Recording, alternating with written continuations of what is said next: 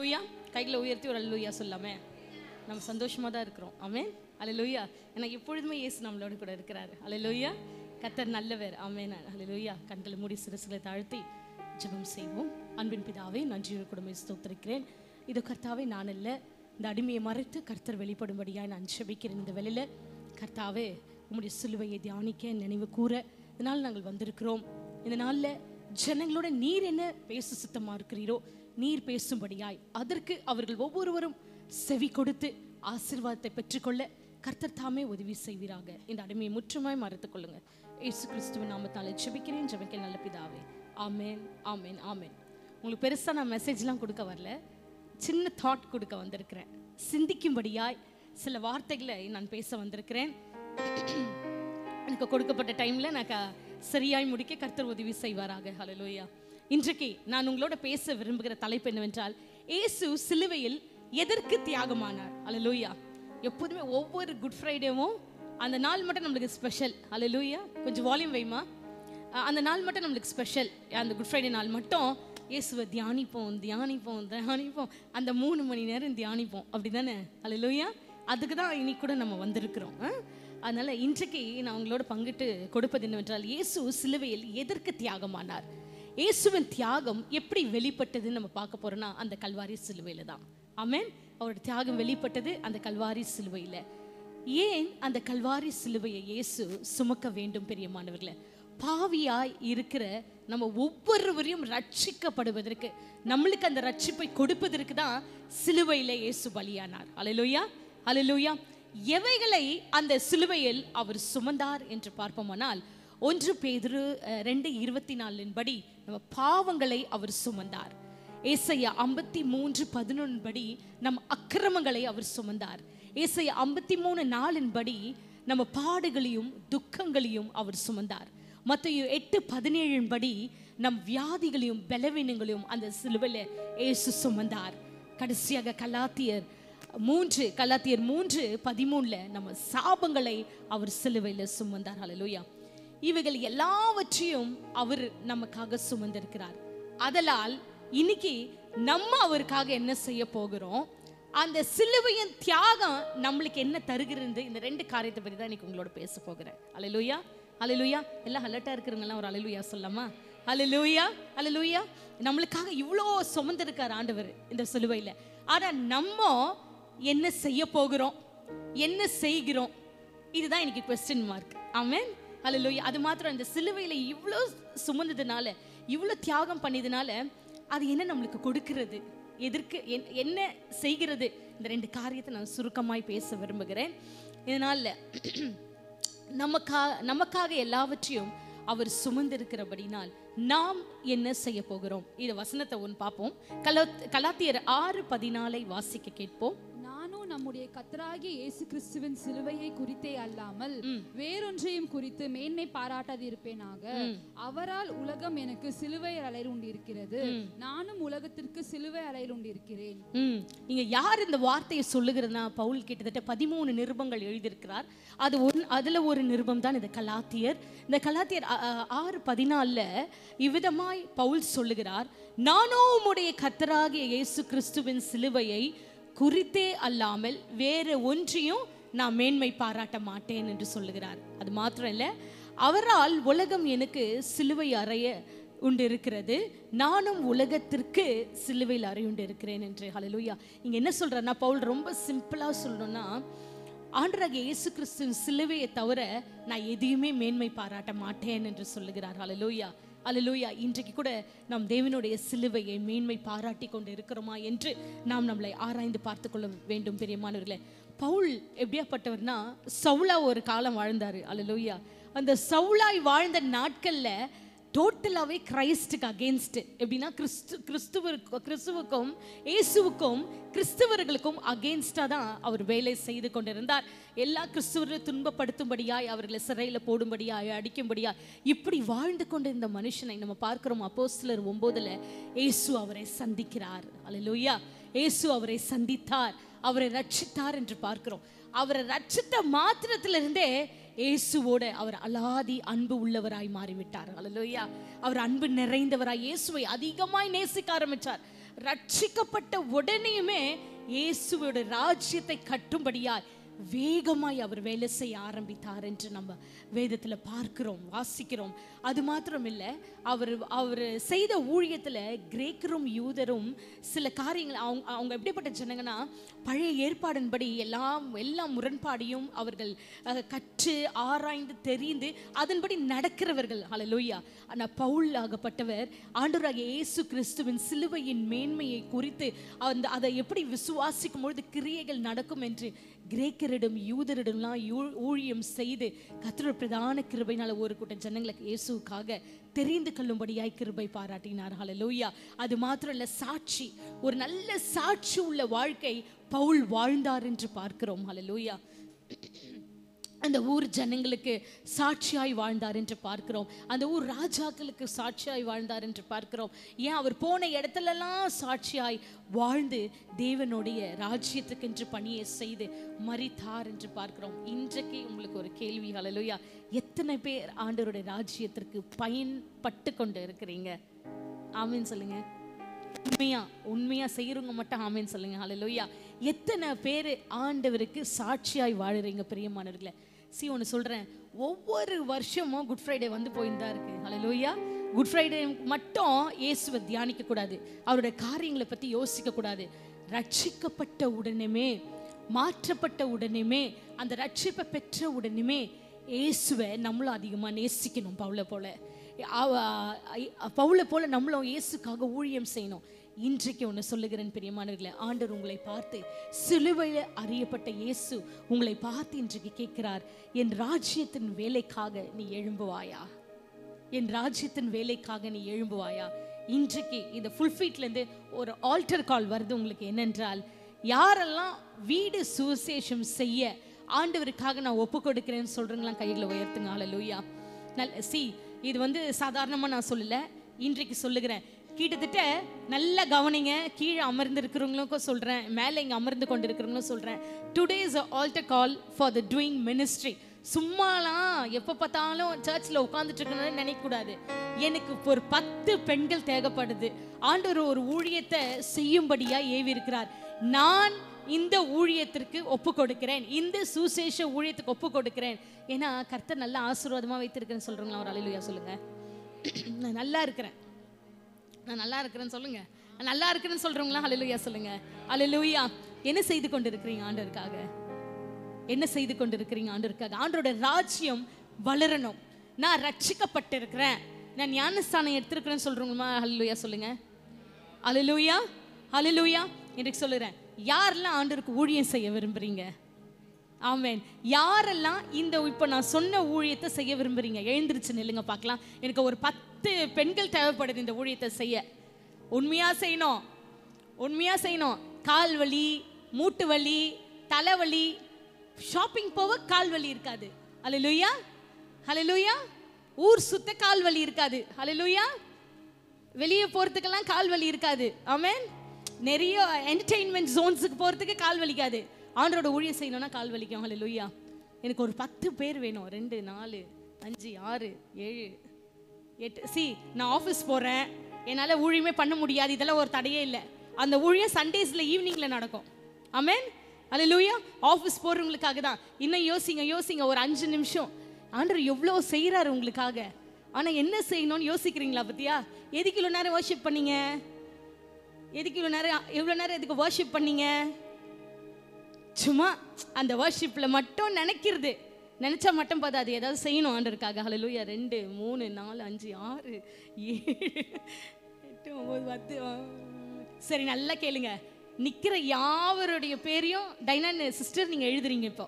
Okay, நம்ம இந்த ஊழியத்தை அடுத்த வாரத்துலேருந்து, அதாவது ஈஸ்டருக்கு மட்டும் லீவு, அதுக்கப்புறம் நம்ம ஒன்று கூடி ஜெபித்து சில காரியங்களை கர்த்தருக்காக நம்ம எழும்ப போகிறோம். ஹல்லேலூயா.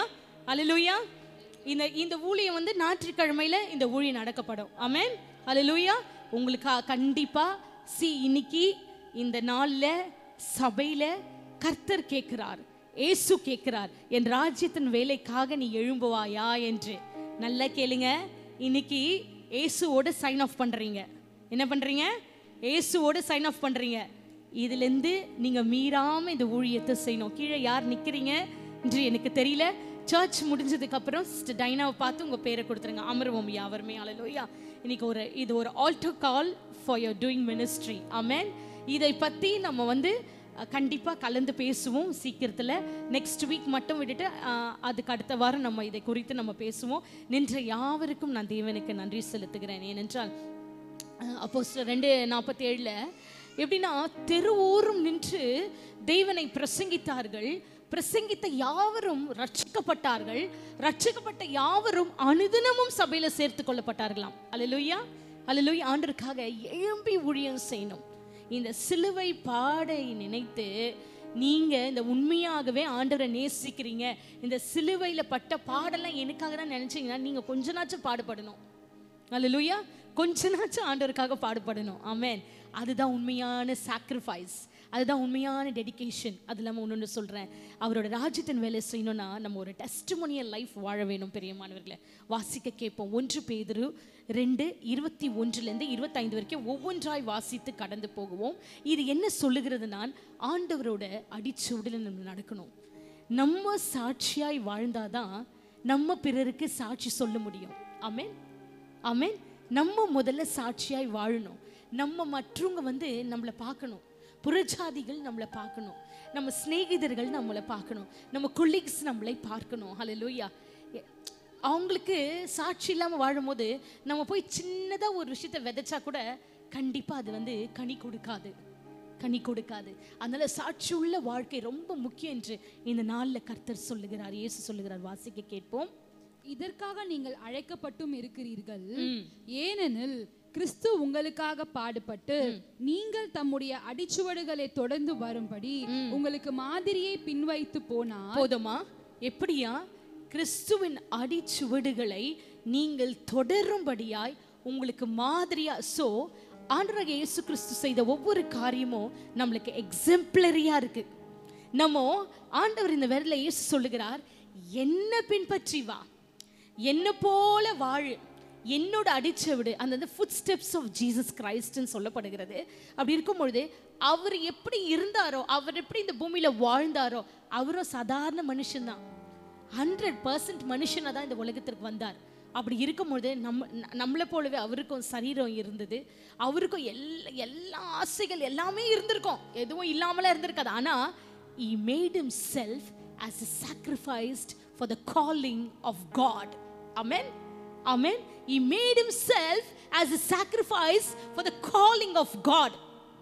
இன்னைக்கு நம்ம எல்லாருக்குமே ஒவ்வொருவருக்கும் அந்த காலிங் இருக்கிறது. ஆமென், ஆமென். நம்மள இந்த உலகத்துல மற்றவங்களை போல தேவன் விட்டுட்டு இருக்கலாம். இன்னைக்கு எல்லாரும் உலகத்துல ரட்சிக்கப்பட்டிருக்காங்களா? சொல்லுங்க பிரியமானவர்களே. இல்ல, இல்ல. நிறைய பேர் இன்னும் ரட்சிக்கப்படாதவங்க, இயேசு அறியாதவர்கள் இருக்கிறார். ஆனா அவர் பிக் பண்ணியிருக்கார் உலகத்துல இருந்து. எப்படி நம்மள பிக் பண்ணியிருக்கிறார். அந்த பிக் பண்ணதற்கு நம்மளோட பர்பஸ் என்ன? What is your calling of the purpose? What is your purpose of your calling? நம்ம என்ன செய்து கொண்டிருக்கிறோம்? ஹல்லேலூயா. அதை சொல்றாரு, என்னோட சாட்சி. சாட்சின்றது ரொம்ப முக்கியம். சாட்சி கெட்டு வாழக்கூடாது யாரும். ஹல்லேலூயா. நம்ம வாழின நாட்களில் சாட்சின்றது ரொம்ப முக்கியம். நான் ரட்சிக்கப்பட்ட நாள்லேருந்து ஒன்றுமே தெரியும். ரோமன் கேத்தலிக் குடும்பத்திலேருந்து தான் நான் ரட்சிக்கப்பட்டேன். ஆனால் ஒவ்வொரு போதனை சபையில் போதிக்கும் பொழுது, வேதத்தில் ஒவ்வொரு போதனைகளும் வரும்பொழுது, அந்த போதனையை கேட்டுட்டு இந்த காதில் கேட்டுட்டு இந்த காதில் சர்ச்சில் வெளியே போன விட்டுட்டு போயிடக்கூடாது. அல்லேலூயா. அந்த போதனையின் படி நம்ம மாற்றிக்கொள்ளணும். அந்த போதனையின் படி நம்ம நடக்கணும். அந்த போதனையின் படி நம்ம உடுத்து வைக்கணும். அந்த போதனையின் படி நம்ம பேசணும். அந்த போதனையின் படி நம்ம நடைகளை காத்து கொள்ளணும்.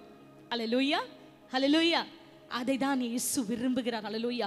the should be என்னோட அடிச்சுவடாய் தொடர்ந்து வரும்படி உங்களுக்கு மாதிரியாய் பின்வைத்து போகிறேன் என்று சொல்லி இருக்கிறது. மறுபடியும் அடுத்தது, அவர் பாவம் செய்யவில்லை. ஆமென். அவருடைய வாயிலே வஞ்சனை காணப்படவும் இல்லை.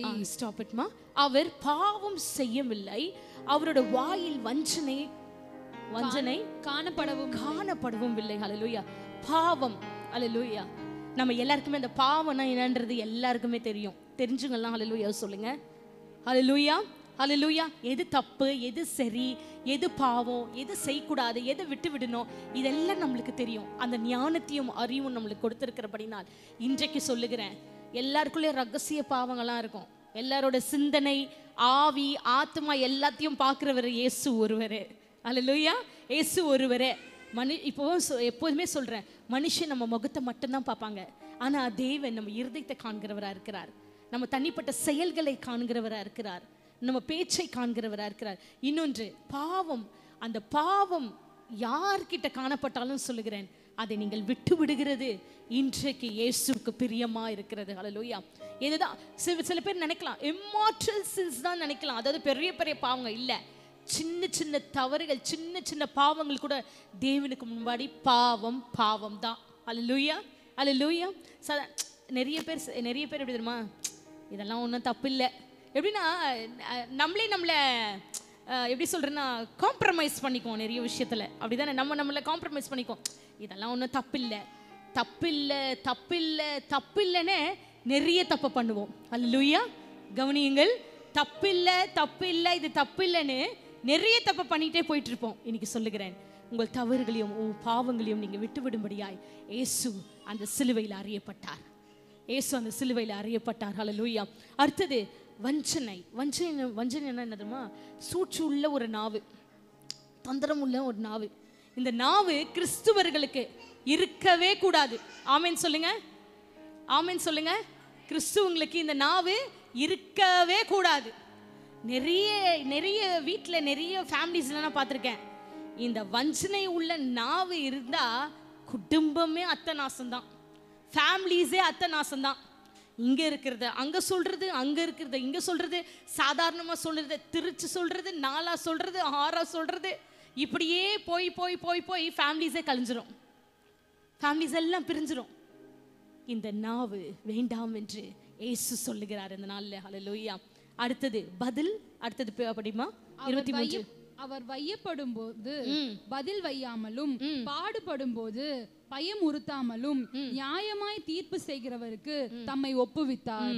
எப்படின்னா, அவர் வையப்படும் பொழுது பதில் வையாமலும், நம்மளால அதை செய்யாமையே இருக்க முடியாது. அல்லேலூயா. 1 திட்டினா 4 திட்டினாதான் ஒரு திருப்தி. 1 நம்மளை சொல்லிட்டாங்கன்னா ஒரு 4 வார்த்தையாவது நல்லா நறுக்கு நறுக்குன்னு கேட்டாதான், இல்லை திருப்பி அதை செஞ்சாதான் ஒரு திருப்தி.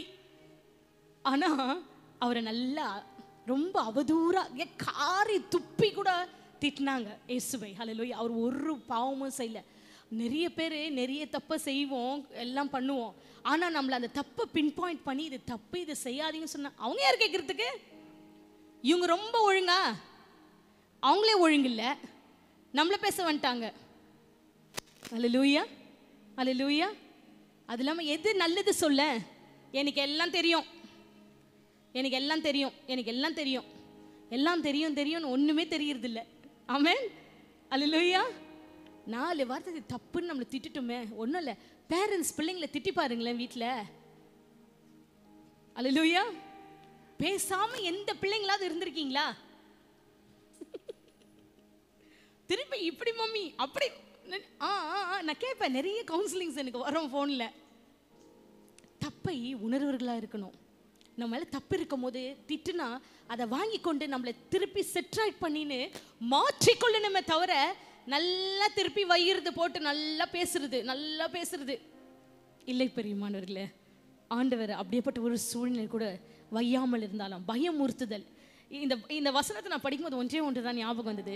நான் ஸ்கூல் படிக்கும் பொழுது எங்கள் அம்மா கிட்ட ஒரு ஆண்டி சொன்னாங்க, ஒரு சின்ன ப்ராப்ளம் ஆயிடுச்சு. நம்ம செஞ்சால் கூட சில நேரத்தில் நம்மளுக்கு தீமை எப்போதுமே வருது, சகஜமாக போச்சு வாழ்க்கையில். அப்படி இருக்கும்போது அது நான் ரட்சிக்கப்பட்ட ஆரம்ப நாட்கள் நினைக்கிறேன். அப்போ அந்த ஆண்டி எங்கள் அம்மாவை பார்த்து சர்ரா மாதிரியா திட்டுறாங்க. அந்த திட்டும் போது ஒரு வார்த்தை ஒன்று சொல்கிறாங்க. நாங்கள் அப்போ தான் புதுசு, ரட்சிக்கப்படலைன்னு நினைக்கிறேன், ஆண்டவர் அறியாத காலம். ஆனால் அவங்க ஆண்டவர் அறிஞ்சு நல்லா ஜெபம் பண்ணி நல்லா பைபிள்லாம் படிக்கிறவங்க. நான் என்ன பண்ணுறேன் பாரு, உன்னை நான் ஜபிக்கிற ஜபத்திற்கு நீ இன்னும் ஆகிற பாரு. ஒன்றும் ஆகலை. எங்கள் அம்மா ஒன்றும் ஆகலை. அவங்க இருக்கிற நிலைமையிலே தான் இருக்கிறாங்க. நான் ஜோம் பண்ணுறேன் பாரு. ஒருத்தர் மேலே கோவம் வந்துட்டா, ஒருத்தர் மேலே வெறுப்பு வந்துட்டா, இது பண்ண நான் பண்ணுற ஜபத்தை ஆண்டவர் எப்படி கேட்க போறாரு, நீ இன்னும் ஆக போகிற பாருன்னு எதிர்க்க சொன்னாங்க. நானும் ஸ்கூல் லைஃப் முடித்து வாழ்ந்து கிட்டத்தட்ட ஒரு 25 இயர்ஸ் நான் வாழ்ந்துட்டேன். ஒன்றும் ஆகலை. இந்த வீணா எப்படி சொல்கிறேன்னா ஜெபிக்கிறோன்னு வேதத்தை வாசிக்கிறோன்னு ஏசு நம்ம கூட இருக்கிறாருன்னு சும்மா கதை விட்டுட்டு சும்மா மற்றவங்களை திட்டின்னு சும்மா எப்படி சொல்கிறது நான் தான் பெரிய இதுன்னு காமிக்கிறதே இதெல்லாம் வேணாம். இதெல்லாம் அவசியமே இல்லை. ஹல்லேலூயா. நம்ம மற்றவங்களுக்கு விரோதமாக ஜெபம் பண்ணால் கிரியவே நடக்காது. ஏசு அப்படியேப்பட்டவர் அல்ல. இதை பார்க்கிற யாவருக்கும் சொல்லுகிறேன், ஏசு அப்படியேப்பட்டவர் இல்லை. இன்றைக்கு சொல்லுகிறார். பயம் முறுத்திட்டு போனாங்க. எனக்கே ஒரு நிமிஷம் அப்படியே பயமாக தான் இருந்தது. ஏன்னா நம்ம அந்த லைன்லேயே இல்லையா, நம்மளுக்கு அதை பற்றி ஒன்றுமே தெரியாதா. நம்ம பைபிள் கூட ஒழுங்காக எடுத்துன்னு போனது கிடையாது நாங்கள் ரோமன் கேத்தலிக்கில் இருக்கும் போது. ஆனால் பக்தியாக இருப்போம். ஏன்னா பைபிள் அப்போ சுத்தமாக தெரியாது, அதை படிச்சதில்லை. நாங்களும் சபைக்கு போகிறோம், சர்ச்சுக்கு போகிறோம், போயிட்டு வருவோமா. அவங்க வந்து ஒயிட் அண்ட் ஒயிட்டில் இருப்பாங்க.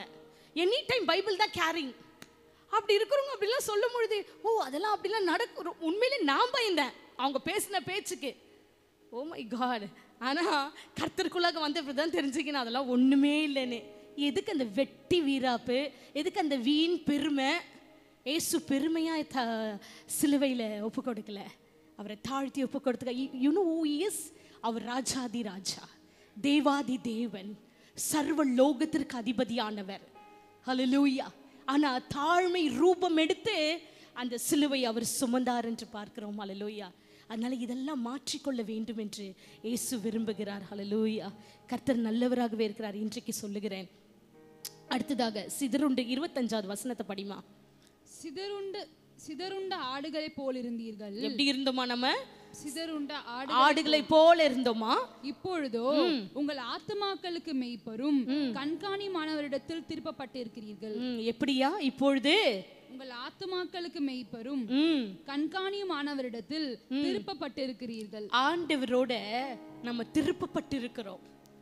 வழி தெரியாம திக்கற்று சிதறுண்டு போய் எங்கேயோ இருந்த நம்மளை கொண்டு வந்து ஒரு ஸ்டேட்டஸ் கொடுத்து, ஒரு பேரை கொடுத்து, நம்மளுக்கு ஒரு நல்ல வாழ்க்கை கொடுத்து, நம்மளுக்கு ரட்சிப்பை கொடுத்து அவர் வாழ வச்சிருக்காருன்னா அவருக்காக என்ன செய்யணும்னு யோசிக்கணும் அந்த நாளில். அல்லேலூயா, அல்லேலூயா.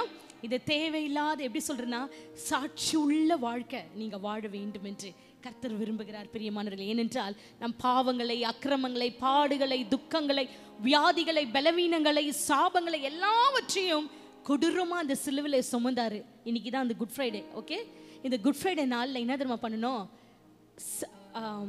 பாவத்திற்கு செத்துடணும், தேவனுக்கு பிரியமில்லாத காரியத்துக்கெல்லாம் செத்துடணும், நீதிக்கு பிழைத்து கர்த்தருக்காக பணி செய்யணும். அல்லேலூயா. நீதிக்கு பிழைத்து கர்த்தருக்காக பணி செய்யணும். இதை தான் இந்த நாளில் இந்த சிலுவையில் அறியப்பட்டு நம்மளுக்காக பாடுபட்டவர், அவரோட பர்பஸ், அவரோட எண்ணம், அவரோட ஏக்கம் எல்லாம் இதுதான் என்று கர்த்தர் வெளிப்படுத்துகிறார். இன்றைக்கு 1 பேதுரு 2:24 இவ்விதமாக சொல்லுகிறது, அவர் தாமே தமது சரீரத்திலே நம்முடைய பாவங்களை சிலுவையின் மேலே சுமந்தாராம். அதாவது எப்படி சொல்றேன்னா சரீரத்தில், அவரோட சரீரத்தில் அந்த பாரம். இந்த 1 பேதுரு 2:24 என்ன சொல்றதுன்னா அவரோட சரீரத்தில் அவர் சுமந்த அந்த பாரத்தை பற்றி பேசுகிறது. பிரியமானவர்களே, ஒரு ஆர்டிக்கிள், ஒரு கிறிஸ்டியன் ஆர்டிக்கிளில் நான் படித்தேன். எப்படின்னா அவர் சுமந்த அந்த சிலுவையின் வெயிட் என்ன தெரியுமா? 150 கிலோவாம். ஆமென். அதோட நீளம் 15 அடியாம், அகலம் 6 அடியாம். அவருக்கு அடிக்கப்பட்ட ஆணி 8 அங்குலமா. அது மாத்திரம் இல்லை, அவர் அந்த ரோமன் ஹெட் குவார்ட்டர்ஸ்லேருந்து அந்த கொல்கோதா மலைக்கு போகிற வழிக்கு அவங்க வச்ச பேர் என்ன தெரியுமா? வே ஆஃப் சாரோ என்று சொல்லுகிறார்கள். அல்லேலூயா. அந்த வழியை ஒரு துக்கம் நிறைந்த ஒரு பாதை என்று சொல்கிறாங்க. இப்படிப்பட்ட வெயிட் ஒன்று சொல்கிறேன், நிறைய பேரை நான் பார்த்துருக்கேன். எப்படின்னா ஒரு சின்ன வேலையாக இருக்கட்டும், ஒரு பெரிய வேலையாக இருக்கட்டும், ஊழியத்துலேயும் சரி, வீட்டிலையும் சரி, பலுவான வேலையை நம்ம செய்யவே மாட்டோம். அப்படி தானே? ஆமென். நானே செய்ய மாட்டேன். அல்லேலூயா. நானே செய்ய மாட்டேன். என்னோட வீடு 2வது மாடியில் இருக்கு. ஒரு தடவை இறங்குமான பாஸ்டர் கெஞ்சுவார், நோ இல்லை முடியாது, தேவைக்கு மட்டும்தான் இறங்குவேன், வீட்லேயே சுற்றின்னு இருப்பேன். அல்லேலூயா. இப்படி இருக்கிற நம்ம சாதாரண ஒரு வேலை அது பலுவாக இருக்குன்னா செய்யவே மாட்டோம். அப்படியே சஃபிஸ்டிகேட்டடாக நம்ம இருக்கணும்னு நினைப்போம். ஆனால் 150 கிலோவை எத்தனை மைல் தூரம் தெரியுமா? 600 மீட்டர்ஸ், 2000 அடி அவர் அதை தூக்கி கொண்டு நடந்தாராம். அல்லேலூயா. 0.8 கிலோமீட்டர்ஸ் அவர் நடந்தாராம். 0.5 மைல்ஸ் அவர் நடந்தாராம். அல்லேலூயா. இது எத்தனை பெரிய கொடுமையான ஒரு சூழ்நிலை.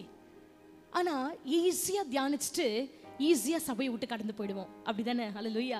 ரொம்ப ஈஸியாக தியானிப்போம், சிலுவை தியானத்தை ஈஸியாக கடந்து போயிடுவோம். நானும் பாஸ்டரும் அப்படி சொல்லணும்னா எங்கள் அப்பாவோட இறந்த நாள், அதாவது April 19th, கொஞ்சம் நாங்கள் ஊழியத்தில் பிஸியாக இருக்கிறதுனால நாங்கள் வந்து சிமெட்ரிக் போயிருந்தோம். சரியாக 11:40 போனோம். 1:40 ஆச்சு. 2 மணி நேரம் என் அப்பா வச்ச.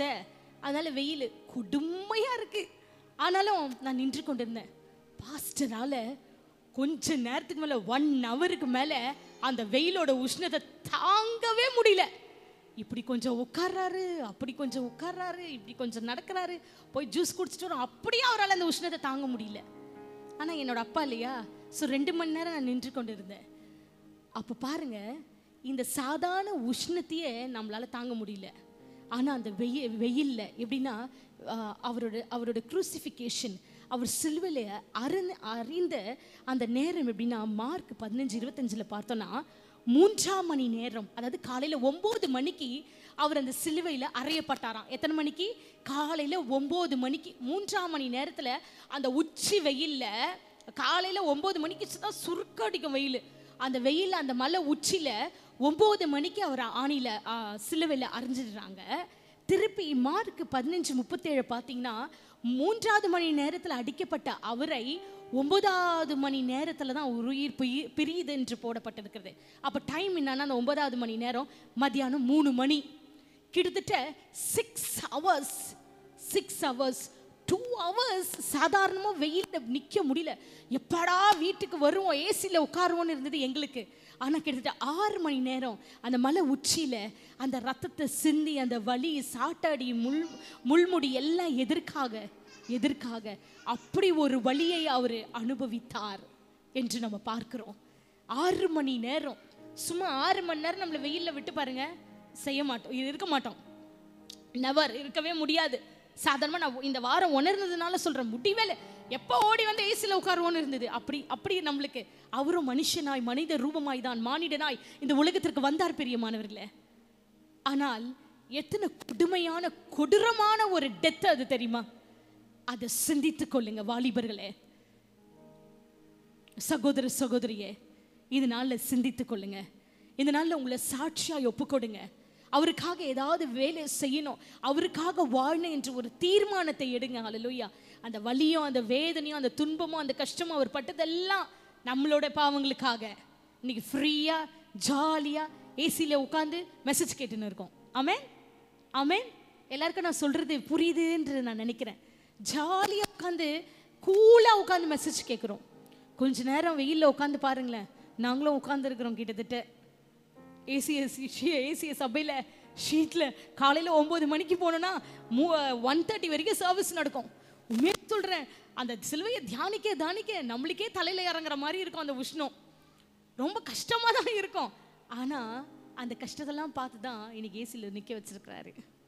அந்த தேவன் பார்க்கிறார். சகிக்காம ஓடுவோம், சகிக்காம ஊழியம் செய்வோம், சகிக்காம காத்திருப்போம். சபதாங்கிதின்னு இருப்போம். ஹல்லேலூயா. ஆண்டவருக்காக ஏதாவது செய்யணுன்ற தாகம் இருந்து கொண்டே இருந்தது. இன்னைக்கு ஆண்டவர், நான் ஒவ்வொரு நாளும் நான் சபைக்கு கிளம்பி வரும்போது அதான் நினைப்பேன், ஆண்டவர்கிட்ட பேசிட்டு வருவேன். ஒரு காலத்தில் வந்து எப்படி அந்த வெயிலில் அந்த ஷீட்டில் இவ்வளோ நல்லா இருக்கும்ல, பாஸ்டர்கிட்ட கூட பேசுவேன், இவ்வளோ நல்லா இருக்குங்க, அப்படியே நெருப்பு போட்ட மாதிரி இருக்கும் தலையில். அப்போ கூட வந்து ஒரு சாட்டிஸ்ஃபேக்ஷன், இப்படி தானே ஆண்டவர் சிலுவையை சுமந்திருப்பார். ஆனால் இன்றைக்கு ஆண்டவர் வைத்திருக்கிற நிலைமைகளை பார்க்கும் பொழுது நம்ம எவ்வளோ மேன்மை உள்ளவர்களாய் காணப்படுகிறோம் பிரியமானவர்களே. நமக்காக அவர் சிந்தின அந்த ரத்தம் பட்ட பாடு எல்லாம் சிந்திங்க. சிந்திக்கிற நாள் தான் இது. இன்றைக்கு சொல்லுகிறேன், ஊழியத்துக்கு யார் யார் ஒப்பு கொடுத்துருக்கிறீங்களோ, ஒப்பு கொடுத்த யாவருக்கும் சொல்லுகிறேன், நீங்கள் அதை தவறாமல் செய்யும்படியாய் கர்த்தருக்காக பணி செய்யும் பொழுது ஆண்டவர் உங்களை அளவில்லாத ஆசீர்வாதத்தில் வைப்பார். ஹல்லேலூயா. இந்த நான் செலக்ட் பண்ண பெண்கள் மாத்திரம் இல்லை, இப்போ கூட சொல்கிறேன், ஜென்ஸ் எல்லாம் நிறைய பேர், பிரதர்ஸ் எல்லாம் நிறைய பேர் இருக்கிறீங்க. என்ன செய்யறது ஆண்டவருக்காக, எப்படி போய் ஊழியம் செய்யறது? கண்டிப்பாக நம்ம வீக்லி டேஸில், வீக்கெண்ட்ஸில் ஃப்ரீயாக தான் இருக்கிறோம். I'm not telling you must go for all Sundays போகணும்னு சொல்ல வரல. செலக்ட் 2 சண்டேஸில் ஒரு சண்டே செலக்ட் பண்ணுங்க. ஆத்துமாக்களை சந்திங்க, ஆத்துமாக்களை கர்த்தருக்காக ஆதாயப்படுத்த பாருங்க. அதை கர்த்தர் விரும்புகிறார், நேசிக்கிறார் பிரியமானவர்களே. ஆனால் இந்த ஒன்று சொல்லுகிறேன், உங்கள் சாட்சியில் ரொம்ப கவனமாக இருக்கணும். நம்ம எல்லாருக்குள்ளேயும் ஒரு பிசாசு இருக்குது தெரியுமா உங்களுக்கு? ஹல்லேலூயா. நம்ம எல்லாருக்குள்ளேயும் பிசாசு இருக்குது. ஹல்லேலூயா. நம்மளை எப்போ பார்த்தாலும் எல்லாத்துக்கும் ஆளுக செஞ்சுனே இருப்பான். அல்லேலூயா, அல்லேலூயா. நம்மெல்லாம் யாருமே ரொம்ப பியாரு, பரிசுத்தவானு, பரிசுத்தவாட்டிலாம் சொல்லிக்கவே கூடாது. நானே சொல்லிக்க மாட்டேன். எந்த நேரத்தில் நம்ம ஸ்லிப் ஆகும், அதுவும் நம்மள தான் ஃபஸ்ட்டு வந்து பிசாசு தொடுவான். ஃபஸ்ட்டு வந்து நம்மளோட தான் கிரியை செய்வான். பிரியமானவர்களே, நான் ஒன்று சொல்கிறேன். சில வேளையில் சில கஷ்டங்கள், பாடுகள், சோதனைகள், வேதனைகள், பல செயல்பாடுகள் வரும்பொழுது உத்தமமாக இருங்க. ஆண்டவருக்காக உத்தமமாக வாழணும்னு நினைங்க. நான் ஒவ்வொரு நாளும் ஆண்டவர்கிட்ட பண்ணுற ஜெபம் அதுதான். ஆண்டவரே, உமக்காக உத்தமமாய் எந்த சூழ்நிலையும், எல்லா சூழ்நிலையும் உங்களுக்காக உத்தமமாக இருக்கணும். எந்த ஒரு நிமிஷமும் கவனிங்க, எந்த ஒரு நிமிஷமும் தவறி போய்க்கூடாது. ஆண்டவரே, எந்த சூழ்நிலை தவறக்கூடாது. உத்தமமாய் உங்களுக்காக நாங்கள் வாழணும் என்று எப்பொழுதுமே நான் ஜெபம் செய்வேன். பிரியமானவர்களே, சபையாரும் அப்படியா இருக்கும்படியாக ஜெபம் செய்வேன். ஏனென்றால் நீதிமொழியில் ஒரு வசனம் இருக்குது 10:9, உத்தமமாய் நடக்கிறவன் பத்திரமாய் நடக்கிறானா. அல்லேலூயா. நம்ம உத்தமமாய் நடக்கும் போது ஒன்று சொல்லுகிறேன், பிசாசு நம்மளுக்கு தான் வஞ்சனையாக ஒவ்வொரு காரியத்தையும் கொண்டு வருவான். சூழ்நிலைக்கு தக்கவா, பாடுக்கு தக்க, வேதனைக்கு தக்க, துன்பத்துக்கு தக்க ஏற்ற மாதிரி கரெக்டாக செக்கு வச்சு பிளான் வச்சு நம்மளுக்கு சூழ்நிலை கொண்டு வருவான். ஒன்று சொல்லுகிறேன், விழுந்து விடாதீர்கள், விழுந்து விடாதீர்கள், விழுந்து விடாதீர்கள். சாட்சி ரொம்ப முக்கியம். நம்ம வாழ்க்கையில் சாட்சி ரொம்ப முக்கியம். இல்லைன்னா நம்ம சொல்லுவாங்க, போது பேர் பைபிள் தூக்கிட்டு எல்லா வேலையும் செய்ய வேண்டியது, எல்லா வேலையும் பண்ண வேண்டியது, எப்படி வேணாலும் பேச வேண்டியது. நம்மளுக்கு சத்தியம் சொல்ல வந்துட்டாங்க, உண்மையிலேயே செய்கிற ஊழியமே வேஸ்ட்டு, செய்கிற ஊழியமே பிரோஜனம் இருக்காது. எல்லா சூழ்நிலையும் மற்றவங்களோட பார்வைகள் உலகத்திற்கு சாட்சியாக இருங்கள் தான் சொல்லிட்டு போனார். சும்மா வீட்டுக்கு சாட்சியாக இருக்க சொல்ல, உலகத்திற்கு சாட்சியாக இருக்கணும். ஊழியம் செய்ய வந்துட்டீங்கன்னா, இன்னைக்கு சொல்கிறேன், இன்னவர் யாருக்கு எல்லாருக்குமே சொல்கிறேன், டோட்டல் சாக்ரிஃபைஸ், டோட்டல் டெடிகேஷன் இருந்தால் மட்டும் ஊழியத்துக்கு வாங்க. நல்லா பார்த்துக்கங்க. ஒருத்தர் சர்ச்சில் ஒரு வேஷம், வெளியில் ஒரு வேஷம். ஆமென். சர்ச்சில் ஒரு வேஷம், வெளியில் ஒரு வேஷம். சர்ச்சில் நல்லா இருந்துட்டு நீங்கள் போயிட்டு நல்லா சத்தியம் சொல்லிட்டு வெளியில் நீங்கள் சத்தியம் சொன்ன ஆத்மா உங்களை வெளியில் எங்கன்னா பார்த்துச்சுன்னா சாட்சி கெட்டு போயிடக்கூடாது. ஆமென், ஆமென் சொல்லுங்க. ஹல்லேலூயா. உங்களை வெளியே எங்கன்னா பார்த்தாங்கன்னா, நீங்கள் நல்ல சத்தியம் சொல்லி ஒரு ஆத்மாவை நல்லா இப்படி செய்யாத, இப்படி செய்யக்கூடாது, கர்த்தருக்காக இப்படி வாழணும், இப்படி நடக்கணும், நல்லா நீங்கள் சத்தியம் சொல்லி கொண்டு வரீங்கன்னு வச்சுக்கோங்க. ஆனால் அந்த சத்தியத்தில் நீங்கள் நிலைத்து நிற்காம எப்படி வேணாலும் வாழ்ந்துக்கிட்டு நீங்கள் சத்தியம் சொன்னீங்கன்னா ஆத்மா ஆதாயம் செய்யவே முடியாது. கர்த்தருக்காக சாட்சியாக நிற்கவே முடியாது. இன்னைக்கு சொல்கிறேன், ஊழியம் செய்கிறேன்னு சொல்கிறவங்க அத்தனை பேருமே total sacrifice, total dedication, total testimonial life இருக்கிறவங்க மாத்திரம் ஊழியம் செய்யுங்க. ஹல்லேலூயா, ஹல்லேலூயா. முக்கியமாக சீரியலை தொடர்ந்து பார்க்குறது, டிவியை தொடர்ந்து பார்க்குறது, சினிமாவுக்கு போகிறது, இவங்கெல்லாம் தயவுசெய்து ஊழியம் செய்யாதீங்க. உலகம் ஒரு பக்கம், அதாவது பிசாசு என் லெஃப்ட் ஹேண்டு, இயேசு என் ரைட் ஹேண்டெல்லாம் சாத்தியமே இல்லை. ஹல்லேலூயா, சாத்தியமே இல்லை. நம்மளை காத்துக்கொள்ளணும், நடைகளில் காத்துக்கொள்ளணும், ட்ரெஸ்ஸில் காத்துக்கொள்ளணும், நம்மளோட ஆக்டிவிட்டீஸில் காத்துக்கொள்ளணும், நம்ம பேச்சில் காத்துக்கொள்ளணும், எல்லாவற்றையும் காத்துக்கொள்ளும்படியே கர்த்தர் விரும்புகிறேன். ஏனென்றால் நமக்காக அவர் சிலுவையில் செய்கிறது அதிகங்க. இதை பவுல் அழகாக சொல்கிறார் 2 கொரிந்தியர் 5:21, நமக்காக அவர் பாவமாக்கப்பட்டார். கலாத்தியர் 1:4 நமக்காக அவர் தாழ்மையை அவர் ஒப்பு கொடுத்தார். நமக்காக எபேசியர் 5:2 அவர் பலியானார். பிலிப்பியர் 2:8 அவர் முற்றிலுமாய் அவர் தாழ்த்தினார். கொலோசியர் 1:20 அவர் ரத்தத்தினால நம்மளுக்கு சமாதானத்தை உண்டு பண்ணினார். எத்தனை பேர் வாழ்க்கையில் எத்தனை வேலையில் சமாதானம் இல்லாமல் அலைஞ்சோம். ஹல்லேலூயா. நான் என் வாழ்க்கையை ஆரம்பிக்கும் பொழுது சமாதானமே இல்லாதவளாய் தான் என் வாழ்க்கையை ஆரம்பித்தேன். ஹல்லேலூயா. எதிர்காலமே இல்லாதவளாய் என் வாழ்க்கையை ஆரம்பித்தேன். ஆனால் இன்றைக்கு ஆண்டவர் எதிர்காலத்தை கொடுத்து சமாதானத்தை கொடுத்து ஆண்டவர் வாழ வைத்திருக்கிறார். அதனால் இன்றைக்கு தேவனுக்காக பணி செய்து கொண்டிருக்கிற ஒவ்வொரு நாளும் நான் கடந்து வந்த பாதையை நினச்சி பார்ப்பேன். ஹல்லேலூயா. எப்படிப்பட்ட கண்ணீரின் பள்ளத்தாக்கில், வேதனையின் பள்ளத்தாக்கில், மரணத்தின் பள்ளத்தாக்கில், ஒன்றுமில்லாத வெறுமையிலெல்லாம் கடந்து வந்திருக்கிறோம். ஹல்லேலூயா. ஆனால் இன்னைக்கு அழகாய், நேர்த்தியாய், நம்மளை கிருபையாய் அவர் வாழ வைத்திருக்கிறார் என்றால் அவருக்கு சாட்சியாயிருங்கள், அவருக்கு சாட்சியாயிருங்கள், அவருக்கு சாட்சியாயிருங்கள். பிரியமானவர்களே, இன்றைக்கு உங்களுக்கு ஒரு வாய்ப்பு கொடுக்கப்படுகிறது இந்த குட் ஃப்ரைடே. அதில் search yourself, give your heart to the Lord, tell him you are there for him. Hallelujah. Because he is always there for you. Hallelujah. ஆனா நீங்க அவருக்காக இருக்கிறீங்களா என்று சிந்தித்து பாருங்கள், ஆராய்ந்து பாருங்கள். உங்களை ஜீவ பலியா ஒப்பு கொடுக்கணும்னு என்ன தெரியுமா? வாழ்கிற நாட்களில் இப்போ நான் சொன்ன காரியங்கள் எல்லாம் இருக்குது தெரியுமா, அதுதான் ஜீவ பலி. அந்த ஜீவ பலியை நீங்கள் ஒப்பு கொடுக்கணும். இன்றைக்கு இயேசு இவ்வளோ நேரம் நம்ம இயேசுக்காக என்ன செய்ய வேண்டும் என்று நான் கற்பித்துக் கொண்டிருந்தேன். இப்பொழுது இந்த சிலுவையின் தியாகம் நமக்கு என்ன தருகிறது? வாசிக்க கேட்போம். 1 கொரிந்தியர் 1:18. சிலுவை பற்றிய உபதேசம் கெட்டு போகிறவர்களுக்கு பைத்தியமா இருக்கிறது, ரட்சிக்கப்படுகிற நமக்கோ அது தேவ பலனா இருக்கிறது. சிலுவையை பற்றிய உபதேசம், அந்த சிலுவையில இயேசு நம்மளுக்காக தியாகமானார் இல்லையா, அது எது கொடுக்கப்பட்டிருக்கிறதுனா அதாவது உபதேசம் கொடுக்க போகிறவர்களுக்கு, கெட்டு போகிறவர்களுக்கு பைத்தியமா இருக்கிறது. பைத்தியம் அதாவது உலகமா இயேசுவை அறியாம ரட்சிக்கப்படாம இருக்கிறாங்க தெரியுமா, அவங்களுக்கெல்லாம் கிறிஸ்டியானிட்டியோட காரியம், இயேசுவின் சிலுவை, இயேசுவை குறித்து பைத்தியமாக தான். ஹல்லேலூயா. ஒன்றும் தெரியாதவர்களாக இருக்கிறார்கள். ஆனால் ரட்சிக்கப்பட்ட நம்மளுக்கோ தேவ பலனாய் இருக்கிறதா. ஹல்லேலூயா. எப்படி இருக்கிறது? ரட்சிக்கப்பட்ட யாவருக்கும், இயேசுவை அறிந்த யாவருக்கும் அது எப்படி இருக்கிறதா? தேவ பலனாய் இருக்கிறதாம். ஹல்லேலூயா. தேவ பலன் என்ன எப்படின்னா, சிலுவை அப்படின்னா என்னன்னு தெரியுமா? சிலுவை ஒரு அவமானத்துக்குரிய சின்னம், ஒரு சாபத்துக்குரிய சின்னம், ஒரு சபிக்கப்பட்ட சின்னம். ஆனா அந்த சிலுவைக்கு பலன் வந்ததே யாரால தெரியுமா? ஆண்டவராகிய இயேசு கிறிஸ்துவினால மட்டும்தான்.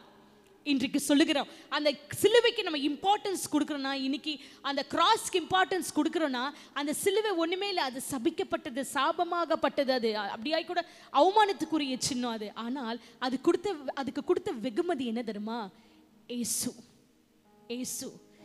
அந்த சிலுவையை சுமந்ததுனால, இயேசு அதில் அறியப்பட்டதுனால தான் அந்த தேவ பலன் உண்டாயிற்று. ஹல்லேலூயா. அந்த தேவ பலன் உண்டாயிற்று. இன்னைக்கு அந்த சிலுவையாகப்பட்டது எது சாபமாக இருந்ததோ அது ஆசீர்வாதமாய் மாறி இருக்கிறது. பிரியமானவர்களே, இன்றைக்கு சொல்லுகிற நம்ம வாழ்க்கை கூட ஒரு காலத்தில் சாபமாக இருந்திருக்கலாம். ஆனால் இன்னைக்கு கர்த்தர் ஆசீர்வாதமாய் நம்மளை வைத்திருக்கிறார், ஆசீர்வாதமாய் வைத்திருக்கிறார். அதை எண்ணி பார்ப்போம். ஹல்லேலூயா. 3 காரியம் மாத்திரம், இன்னொரு 5 நிமிடத்தில் நான் முடிச்சிருவேன்.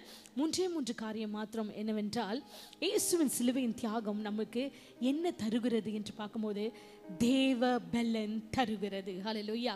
தேவனுடைய பலன், அந்த சிலுவை தேவ பலன் எல்லாவற்றுக்கும். இன்னைக்கு கூட சொல்றேன், எதுல பலன் இல்லைன்னு வந்திருக்கிறீங்க ஆண்டவருடைய சமூகத்திற்கு? உன் சரீரத்தில் பலன் இல்லையா? உன் ஆத்மாவில் பலன் இல்லையா? கஷ்டத்தை பார்த்து பார்த்து பார்த்து போராடி வேதனையோட பலன் இல்லாமல் அமர்ந்து கொண்டு இருக்கிறீங்களா? இன்றைக்கு சொல்லுகிறேன், அந்த சிலுவை, அந்த இயேசுவின் சிலுவை, இயேசு சுமந்த அந்த சிலுவை இன்றைக்கு உங்களுக்கு ஒரு பலனாக இருக்கிறது. ஹல்லேலூயா. நம்பிக்கை இழந்து போய் கூட நீ வந்திருக்கலாம், பலன் இல்லாமல் வந்திருக்கலாம், தோற்று போய் வந்திருக்கலாம், தோல்விகளை சந்தித்து இருக்கலாம். இதை கேட்கிற யாவருக்கும் சொல்லுகிறேன், தோற்று போயிருந்தாலும் சரி, இன்னைக்கு இந்த நாளில் இந்த சத்தியத்தை நீங்கள் கேட்டுக்கொண்டு இருக்கிறவில்லை, ஒரு புதிய பலன் உங்களை ஆட்கொள்ளுகிறது. தேவனின் பலன் உங்களை ஆட்கொள்ளுகிறது. பிரியமானவர்களே, ஹல்லேலூயா. எஸ்ஐயா 53:4-5 வாசிக்க கேட்போம். மெய்யாகவே அவர் நம்முடைய பாடுகளை ஏற்றுக்கொண்டு நம்ம துக்கங்களை சுமந்தார், நாமோ அவர் தேவனால் அடிபட்டு வாதிக்கப்பட்டு சிறுமைப்பட்டவர் என்று எண்ணினோம். நம்முடைய மீறுதல்களின் நிமித்தம் அவர் காயப்பட்டு நம்முடைய அக்கிரமங்களின் நிமித்தம் அவர் நொறுக்கப்பட்டார். நமக்கு சமாதானத்தை உண்டு பண்ணும் ஆக்கினை அவர் மேல் வந்தது, அவருடைய தழும்புகளால் குணமாகிறோம். இங்க என்ன சொல்லப்படுகிறதுனா, பிரியமானவர்களே, உங்கள் பலவீனங்களை நீக்கி கர்த்தர் உங்களை பலன் உள்ளவளாய் மாற்றுகிறார் இந்த நாளில். ஹல்லேலூயா.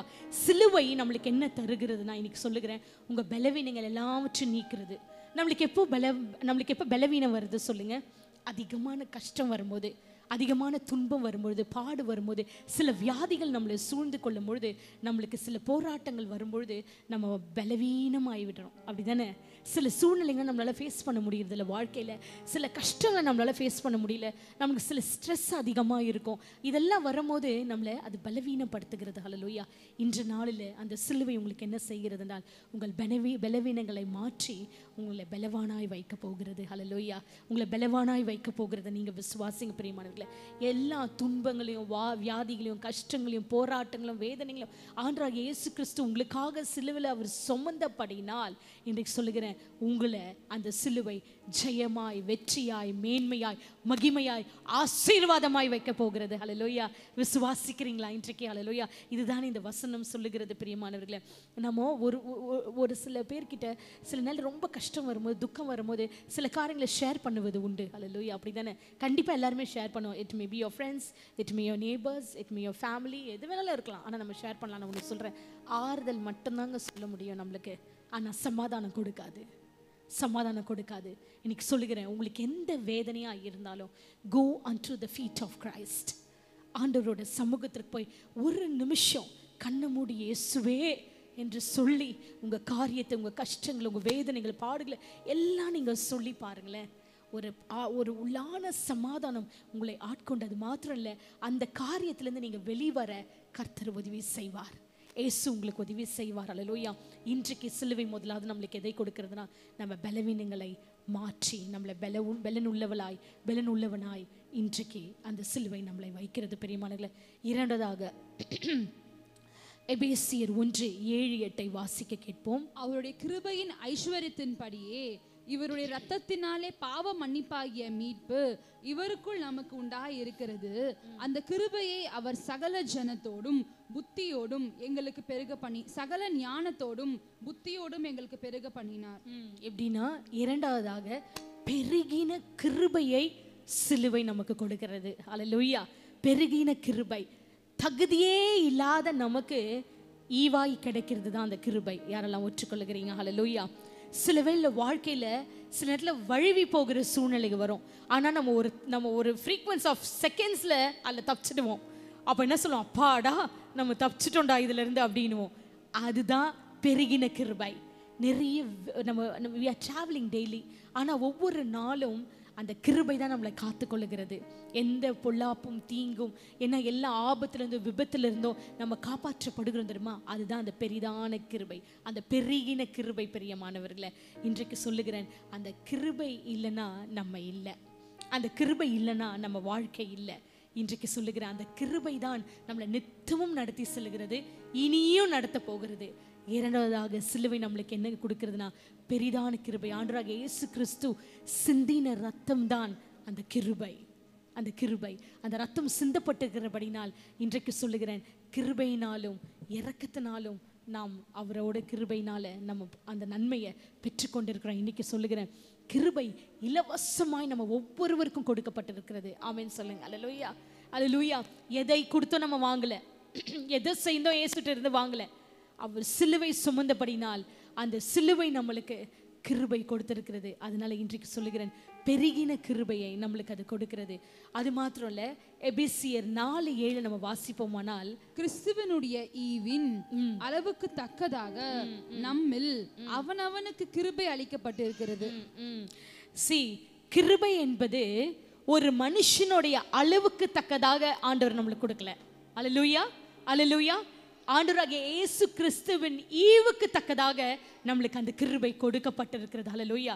அப்படி என்றால் கிருபை என்பது முழுமையான ஒரு ஈவு. நம்மளுக்கு அந்த ஈவை காத்துக்கொள்ள வேண்டும், அந்த கிருபையை நம்ம காத்துக்கொள்ள வேணும். இன்றைக்கு சொல்லுகிறேன், கிருபை இலவசமாய் தேவன் நம்மளுக்கு கொடுக்கிறவராக இருக்கிறார். அந்த கிருபை என்ன முக்கியமாக என்னன்னு சொல்லட்டா, சாதாரணமாக ஒன்றுமே இல்லாத, எல்லாத்தையும் தோத்துட்டு இல்லை அடுத்தது என்ன செய்யுதுன்னு தெரியாமல் சாதாரணமான வாழ்க்கையில் இருந்த நம்மளை உயர்த்தி மேன்மைப்படுத்தி தகுதிப்படுத்தி ஆசீர்வதித்து வைத்திருக்கிறார் தெரியுமா? இதுதான் கிருபை. இதுதான் கிருபை. இதுதான் அந்த பெருகின கிருபை. நினைச்சு பாருங்க, நீங்க கடந்து வந்த பாதையெல்லாம் எப்படிப்பட்ட ஒரு சூழ்நிலை இருந்தோம் அதெல்லாம் நினைக்கணும். இந்த குட் ஃப்ரைடே நாளில் ஏதோ வந்தோம் சிலுவையை தியானிச்சோம் அப்படிலாம் போயிடக்கூடாது. நினைச்சு பார்க்கணும், ஆண்டவர் நம்மளை நடத்தி கொண்டு வந்த பாதை, நம்ம தாழ்மையின் நாட்கள், ஒன்றுமில்லாத நாட்கள், துளைந்து போன நாட்கள், இப்படியெல்லாம் நிறைய பாடுகள் பட்டு தான் நம்ம மேலே வந்திருக்கிறோம். அல்லேலூயா. ஆனால் எது நம்மளை உயர்த்தி மேன்மைப்படுத்தி ஆசீர்வாதத்தை தகுதிப்படுத்தி வச்சிருக்குன்னா கொஞ்சம் யோசிச்சு பாருங்க, தேவனோட அந்த பெரிதான கிருபை தான். அந்த பெரிய கிருபை, நம்மளோட வாசம் பண்ணுகிற கிருபை, அந்த கிருபையை விட்டு விலகாதபடி உங்களை நீங்கள் காத்துக்கொள்ள வேண்டும் என்று தேவன் விரும்புகிறார். பிரியமானவர்களே, கடைசியாக யோவான் 1:4 வாசிக்க கேட்போம். அவருக்குள் ஜீவன் இருந்தது, அந்த ஜீவன் மனுஷருக்கு ஒளியா இருந்தது. 2 கொரிந்தியர் 13:4 பார்ப்போம். ஏனெனில் அவர் பலவீனத்தினால் சிலுவையில் அறையப்பட்டிருந்தும் தேவனுடைய வல்லமையினால் பிழைத்திருக்கிறார். அப்படி நாங்களும் அவருக்குள் பலவீனராய் இருந்தும் உங்களிடமாய் விளங்கிய தேவனுடைய வல்லமையினால் அவரோட கூட பிழைத்திருப்போம். 3ஆவதாக நம்மளுக்கு சிலுவை என்ன கொடுக்கிறது என்றால், கர்த்தரோட பிரதான கிருபையினால ஒரு நல்ல வாழ்க்கை பிழைப்பு உண்டாகிறது. ஹல்லேலூயா.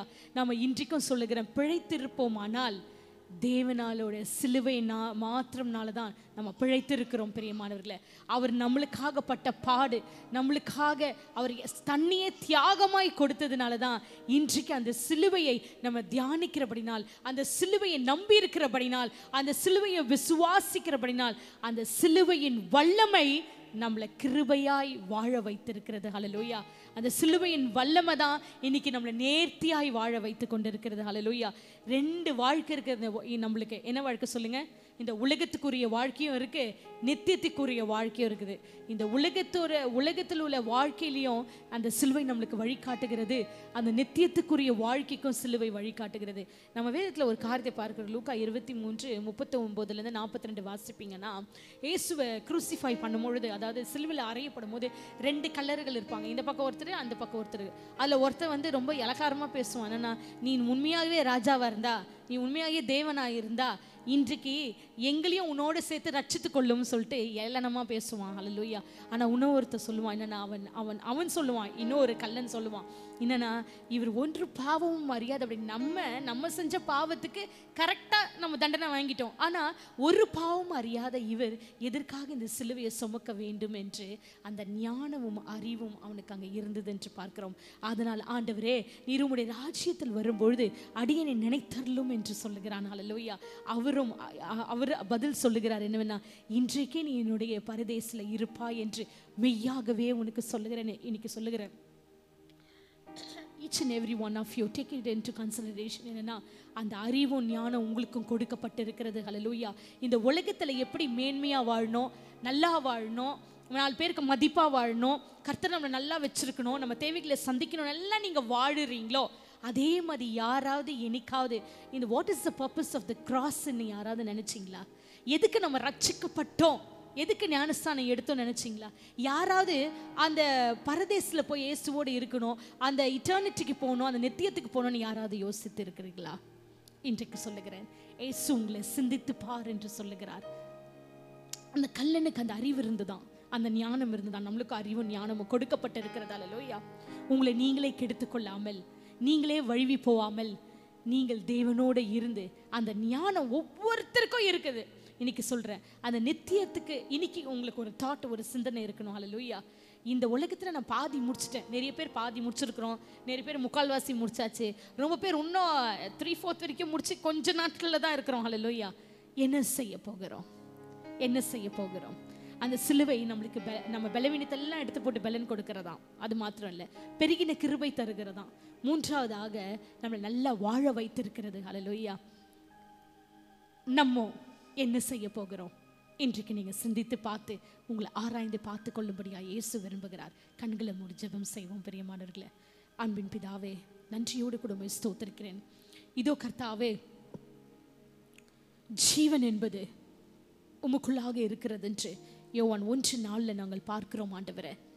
ஆண்டவரே, நாங்கள் செய்கிற பாவத்திற்கு, உமக்கு பிரியமில்லாமல் நடக்கிற காரியங்களுக்கெல்லாம் ஆண்டவரே கர்த்தாவே, நாங்கள் மடிந்து போவோமானாலும் எங்கே போவோம் என்று தெரியாதபடி இருக்கிறோம்.